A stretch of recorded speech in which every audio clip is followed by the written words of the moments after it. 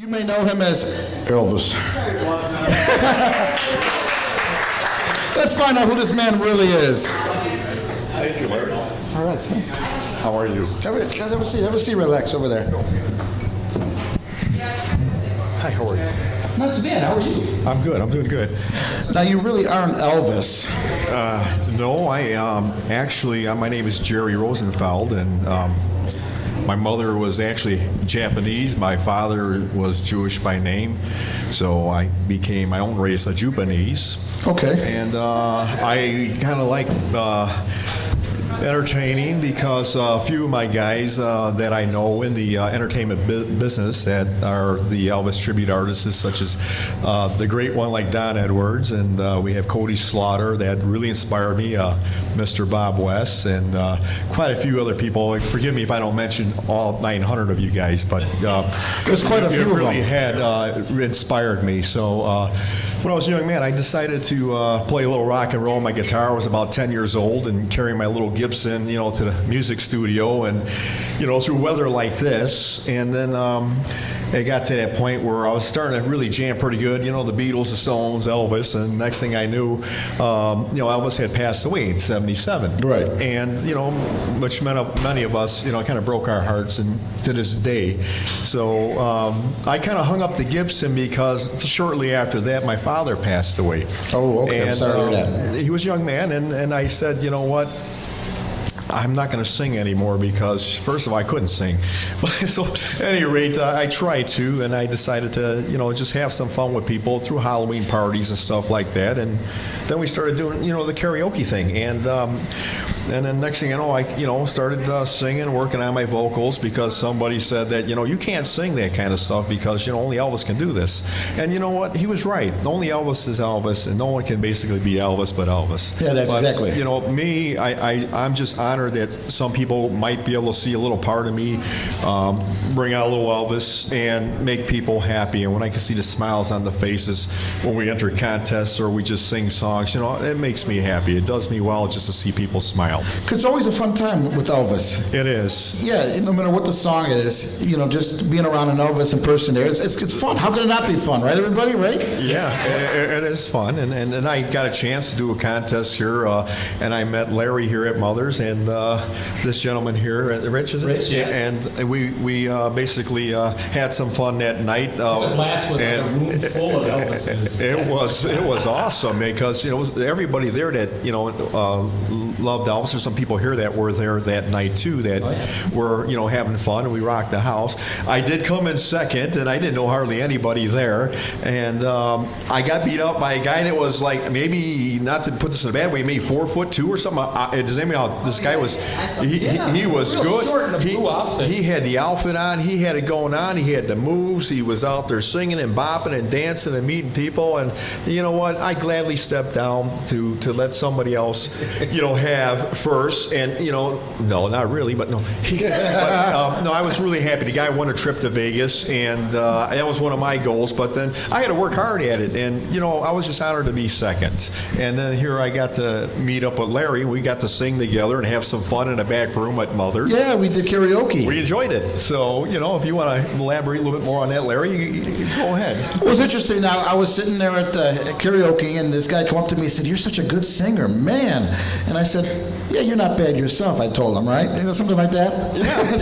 No, it wasn't really. Yeah. I was singing songs, he was singing songs, and then I went up to you, and we started talking, and we had a lot in common. We both had liked Elvis. Oh, absolutely. But speaking of Elvis, what's the hardest thing about trying to be an Elvis impersonator?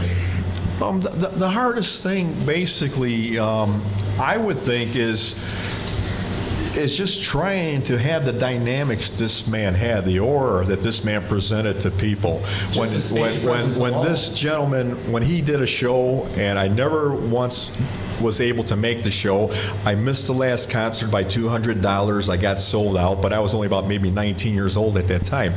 And the hardest thing is just that you don't know really how some people will take you, and some people will be there just to see what's going on. And sometimes you might run across where somebody might just tell you, you suck, and that's okay, because it's like, I've been around enough people in the Elvis world that said even if you suck, if you're Japanese, if you're an alien, if you're 300 pounds, or if you're whatever walk of life that you might be, the entertainers that worked with Elvis on his shows were there at a concert that we had visited in Yuma with my friend Bob West, and we get to meet Miss Darlene Tompkins, and what a beautiful lady she was. She was in Blue Hawaii. Okay. And she said that Elvis loved everybody that did his work and tried to imitate him. She said that Elvis would just enjoy the hell out of everybody, and with that just gave me the the gonads just to get up there and just, hey, Elvis made mistakes too, and it was so well accepted. He could do the worst mistakes on stage, and he was just so accepted at everything he did, and that's what made the man.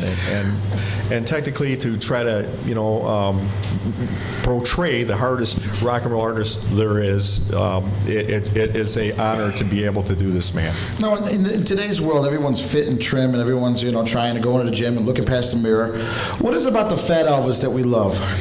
Oh, why is that? Why do we love that fat Elvis so much? I'm going to tell you what it is. It's just the humbleness.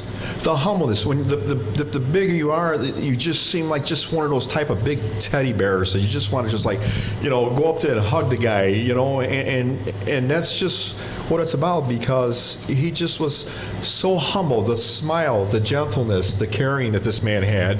I don't care, what era, if he did the 50s, the 60s, the 70s, and however he may look out like today, it was just the makeup of this man. His just personality was golden. Now, what are some funny stories you maybe could tell us about being an Elvis impersonator?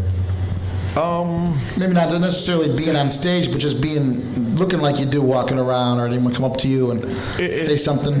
It is funny. I dress this way sometimes just because I would like to try to get some business and do some shows for some people. And if they do like birthday parties or anniversaries and things like that, I like to get in there. And the funniest things are kind of like the stuff behind the scenes of stage. If you're doing a contest, you get to meet the guys out there, and you get to see the little quirks that they have. Oh my God, is my hair like this? Or is my sideburns right? And I patched this up over here. How does this look? And it's just a blast. I'm going to do this move, and all of a sudden the outfit actually does split. So there goes that outfit. Let's get rid of that one. Let's put on another outfit. And those are kind of the nifty things. You get to see the inside stories when you're working with the other artists. And the other thing is that I just think that the wonderful people out there that love the man makes everything to me, happy and funny and grateful, so. Yeah, it's wonderful, wonderful. Hey, Richard, any thoughting words? No, I'm good. Just, that's it? Do it. You got Elvis, you're sitting next to Elvis, you have nothing to say? I'm nothing. I'm just being nice and quiet so that, I'm getting preparing myself for him to sing here. Okay. And you'll do a couple songs for us maybe right now? Oh, we'll love to do that for you. Oh, cool. Do you have Rich peanut Wait, you guys ready to hear sandwich? Elvis right there, huh? Elvis? Hey, you guys got peanut butter and banana sandwiches? Along with chocolate? Oh man, what a combination that would be. Peanut butter and? Besides peanut butter and banana sandwiches, chocolate No is peanut butter my up there? favorite. And Peanut butter truffles. that works right there. All right then. That works. Well, let's take a quick break, and then you'll come up and you'll sing your song, right? Sounds great, man. Okay, cool. Thank you very much. All right, Elvis, everyone. It's the Gentleman Gachowski Show. Everybody, don't you know? It's the Gentleman Gachowski Show. Everybody, don't you know? It's the Gentleman Gachowski Show. Everybody, don't you know? It's the Gentleman Gachowski Show. It's the Gentleman Gachowski Show. Everybody, don't you know? It's the Gentleman Gachowski Show. Everybody, don't you know? It's the Gentleman Gachowski Show. Everybody, don't you know? It's the Gentleman Gachowski Show.